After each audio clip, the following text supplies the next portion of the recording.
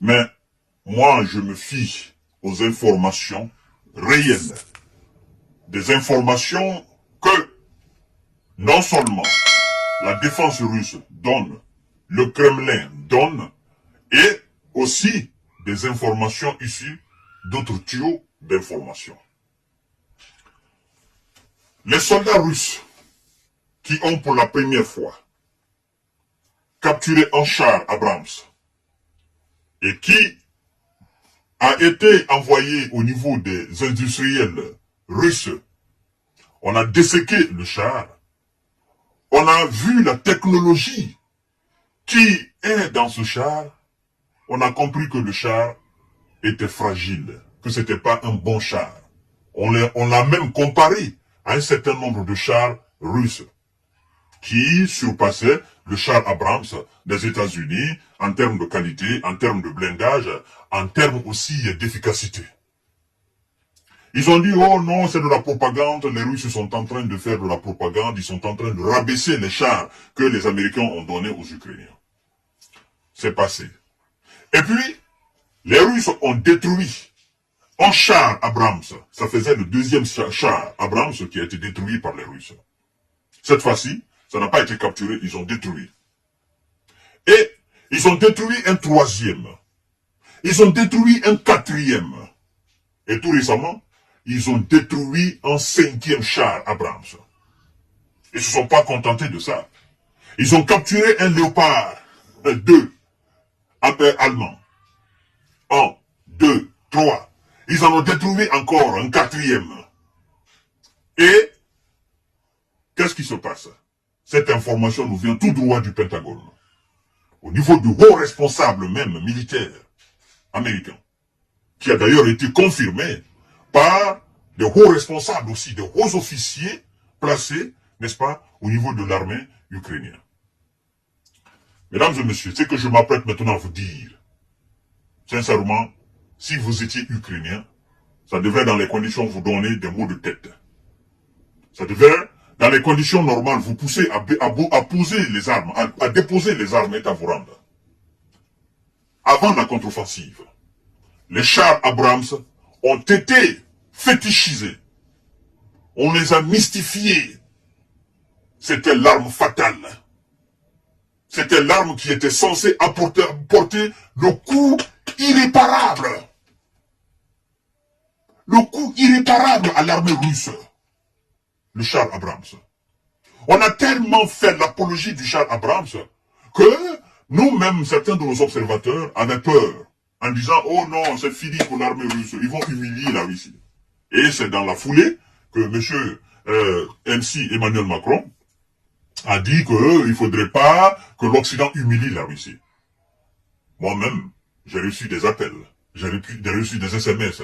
Visionnaire, ah non, c'est fini pour les Russes, parce que l'Amérique a décidé d'envoyer, n'est-ce pas, de l'armement lourd, l'Amérique a décidé d'envoyer ces chars Abrams, et jusqu'à présent, voilà, c'est des chars modernes, dernière génération, c'est des chars qui vont faire la différence sur le terrain. Mesdames et messieurs, aujourd'hui, le Pentagone, Washington, demande à ce que les Ukrainiens retirent les chars Abrams du front. Mesdames et messieurs, les Américains sont en train de retirer les chars Abrams qu'ils ont envoyés en Ukraine. Et ils ont demandé aux hauts responsables militaires ukrainiens d'évacuer ces chars Abrams. L'unité coûte 10 millions de dollars. Un seul char Abrams, ça coûte 10 millions de dollars. Pour quelle raison? Vous allez me poser la question, évidemment. Monsieur J. Visionnaire, pour quelle raison? L'Amérique avait donné 30 chars Abrams. La Russie a détruit, a capturé d'abord un et a détruit 4 autres. Ça fait 5 de moins. Aujourd'hui, il ne reste que 25. Et parmi les 25, il y en a qui sont hors d'état de fonctionnement. Vous comprenez? La raison pour laquelle les Alliés demandent à ce que ces chars Abrams soient retirés des lignes de front, ça va vous surprendre. Mesdames et messieurs, à cause des drones russes. des drones russes. Des drones qui coûteraient 100, 200, 300 dollars. Des drones tueurs. Des drones kamikazes. Mais, à votre niveau, vous allez vous dire, mais c'est fou.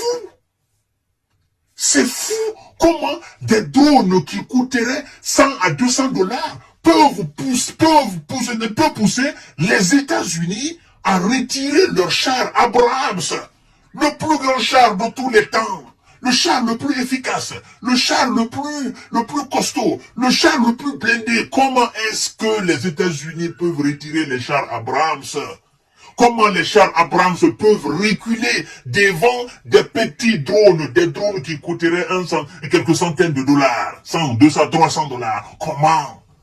Comment vous pouvez concevoir qu'une arme mobile, fabriquée et achetée, n'est-ce pas, dans le coût à l'unité, vous revient à 10 millions, soit aussi fragile devant une petite arme d'une centaine de dollars? Comment vous pouvez expliquer cela, Américains? Comment vous pouvez expliquer cela? La raison, elle est toute simple. Depuis la Seconde Guerre mondiale, 1945, l'armée américaine ne s'était pas encore frottée à plus lourd. Quand je dis plus lourd, à une véritable armée, avec de véritables moyens. L'armée américaine a affronté des Irakiens, des Afghans, des Talibans, des Libyens, des Somaliens. Une véritable armée, avec un véritable moyen, l'armée américaine ne l'avait pas encore fait. Et donc, les armes américaines semblaient être en réalité, face à ces pays faibles militairement, des armes très sophistiquées. Les Américains se croyaient maintenant, oui, nous avons reçu, non, c'est fini. Il n'y a aucune armée, il n'y a aucun équipement militaire mondial qui peut résister face à nos chars, face à nos équipements militaires. La Russie vient d'humilier les Américains sur le terrain de bataille. Je ne parle même pas encore des T-90. Je ne parle même pas encore du monstre T-14 qui vient nouvellement de sortir. Je baisse la voix en parlant de T-14. Parce que ça, c'est une technologie dernière génération. Les T-90-91, les T-71 ont neutralisé les Abrams sur le terrain. Avant même de parler de T-14. Laissons tout ça. On vous dit que le char Abrams, sur sa tête au-dessus là où l'équipage entre là, on ouvre là, on entre là. Le char Abrams, son point faible, c'est là. Le dessus. Le dessus.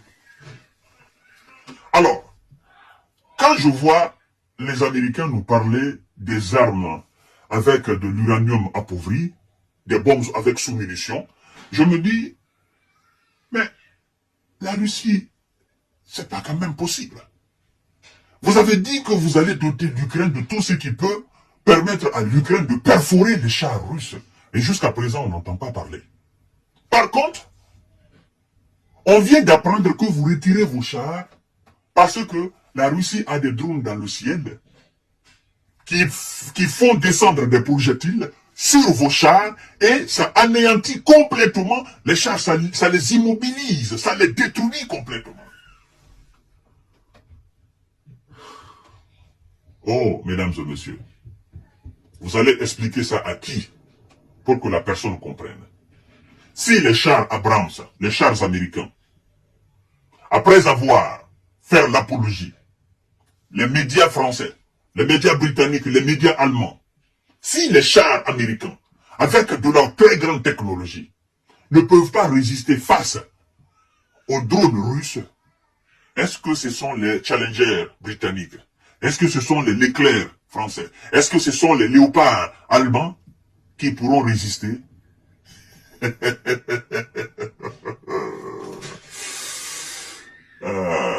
Mesdames et messieurs, voilà la réalité sur le terrain.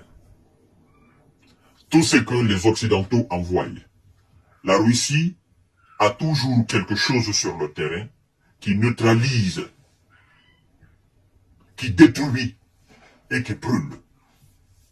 Je comprends mieux quand Piotr Tolstoï, le vice-président de la Chambre basse, qu'on appelle la Douma, a déclaré, je cite, « Envoyez vos chars, ils brûleront tous. » Il savait de quoi il parlait. Et à l'époque, on se moquait de lui.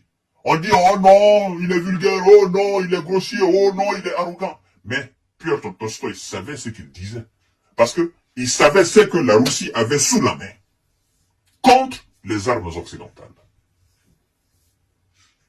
Alors, Dieu s'il sait l'importance qu'a les chars sur le champ de bataille. Parce que les chars permettent de briser les lignes défensives. Et s'il n'y a pas de chars, les chars permettent aussi de transporter en toute sécurité, naturellement, des troupes, grâce à leur blindage. Les chars permettent aussi de protéger. Et quand on vous dit qu'il n'y a plus de chars américains sur le terrain, ben écoutez, comment voulez-vous alors que ces gens arrivent à percer les lignes défensives russes? Ils vont faire avec de la salive? Ils vont faire avec du chapelet? Ils ne feront pas avec de la prière. Non. Alors, chères dames, chers messieurs, chères demoiselles, l'Occident, face à la Russie, est voué à l'échec et à l'humiliation. Partagez la vidéo dans tous les groupes possibles. Abonnez-vous sur cette page et abonnez-vous sur ma chaîne YouTube aussi. Merci beaucoup. À tout à l'heure.